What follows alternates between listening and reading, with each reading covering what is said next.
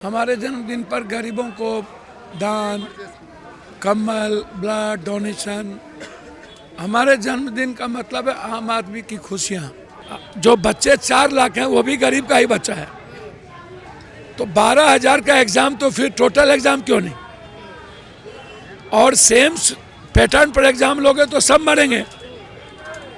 और एग्जाम जब कैंसिल हुआ और एग्जाम जब क्वेश्चन आउट हुआ तो सबके लिए कैंसिल होना चाहिए।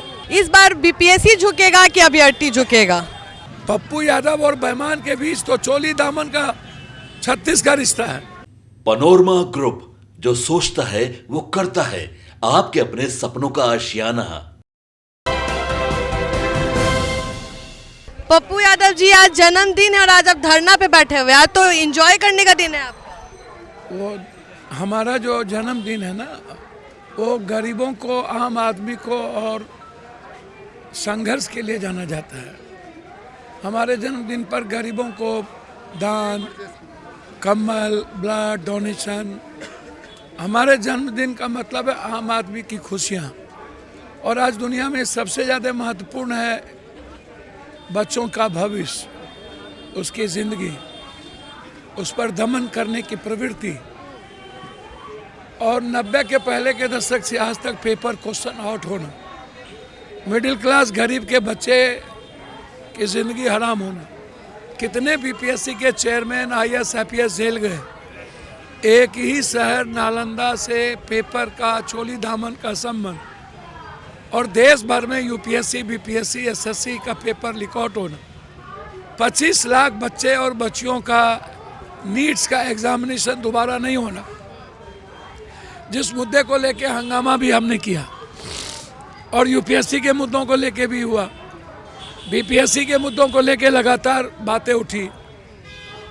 इस कंट्री के नेताओं की इच्छा शक्ति मर गई, नियत सही नहीं है, कायर हो चुके हैं। और सबकी साझेदारी, हिस्सेदारी, भागीदारी है।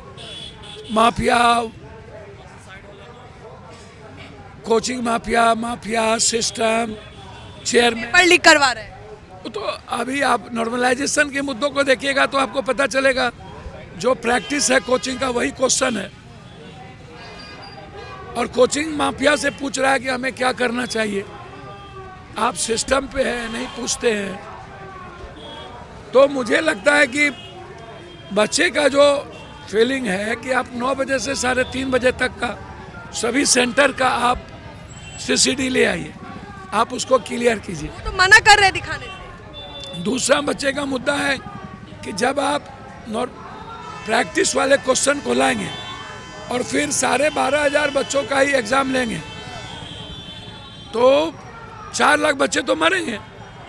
आप सभी को कंडक्ट करो, सारे एग्जामिनेशन को कंडक्ट करो। लेकिन ये जो 1000 करोड़ का जो प्रैक्टिस है और बच्चों की भावनाओं का आदर नहीं करना, ये बिल्कुल गलत है।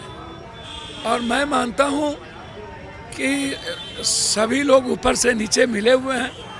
विपक्ष के सभी नेताओं से अपील है कि वो अपने एमएलए एमपी को लेकर के बैठे ताकि दुनिया का अटेंशन हो। ये लड़ाई सवाल बीपीएससी का नहीं है या 4 लाख बच्चों का नहीं है। आने वाले लगातार जो क्वेश्चन पेपर लीक आउट होता है, इसमें जो लोग इन्वॉल्व हैं, हाईकोर्ट के बेंच से न्यायिक जांच हो। और जो 12,000 जिस प्रक्रिया के तहत आप कैंसिल कर रहे हैं कि 3 मिनट पहले या 4 मिनट बाद हम क्वेश्चन दिए, किसी सेंटर पर 20 मिनट बाद, 25 मिनट बाद, किसी सेंटर पर लाउड स्पीकर से आप क्वेश्चन लिखा रहे हो, कहीं पदाधिकारी के बच्चों को मुर्गा भात खिला के कर रहे हो, तो ये पूरा का पूरा इंक्वायरी का विषय है। लेकिन अभी यदि आप 12,000 बच्चों का सेम थॉट में लिए, सेम प्रोसेस में लिए, तो 4 लाख बच्चे मर जाएंगे। ये दिस इज जो सरकार है, जेडीयू के नेता है, उनका कहना है कि आप लोग भ्रमित कर रहे हैं अभ्यर्थियों को कि जो पेपर जो टॉप कर रहा है वो तो गरीब का ही बच्चा है। तो ये किसका बच्चा है वो सबको पता है। और जो बच्चे 4 लाख हैं वो भी गरीब का ही बच्चा है। तो 12,000 का एग्जाम, तो फिर टोटल एग्जाम क्यों नहीं? और सेम पैटर्न पर एग्जाम लोगे तो सब मरेंगे। और एग्जाम जब कैंसिल हुआ और एग्ज़ाम जब क्वेश्चन आउट हुआ तो सबके लिए कैंसिल होना चाहिए, बस इतना ही है। अच्छा, इस बार पप्पू, लास्ट सवाल है, इस बार बीपीएससी झुकेगा कि अभ्यर्थी झुकेगा? देखिए, ये सब कौन झुकेगा जब विपक्ष की आवाज़ कमज़ोर पड़ती है, जब इच्छा शक्ति नहीं होती है समाज के भीतर, युवाओं के भीतर लड़ने की, मरने की, तो जो माफिया का जो मनोबल हाई होता है। और इस लड़ाई को पूरे देश में लड़ने की जरूरत है। तो आप खड़े रहिएगा। हम तो लोग कह रहे हैं कि अब जाने वाले हैं आप। हम तो जाएंगे ही ना, हम तो रात से बैठे हुए हैं। फिर वापस आइएगा बैठने? हम तो हमेशा बैठते हैं। जब आपका जन्म नहीं हुआ था 90 के पहले से हम बैठते हैं। 9 महीना कोरोना में, 1.5 महीना बाढ़ में, हम तो SSC UPSC में गोली बारूद चल रहा है, बीच में हम खड़े रहते हैं। ये तो बाय लाइफ लड़ाई है हमारी। पप्पू यादव और बैमान के बीच तो चोली दामन का 36 का रिश्ता है और युद्ध है हमारा। हम कंप्लीट आम आदमी के जस्टिस की बात करते हैं।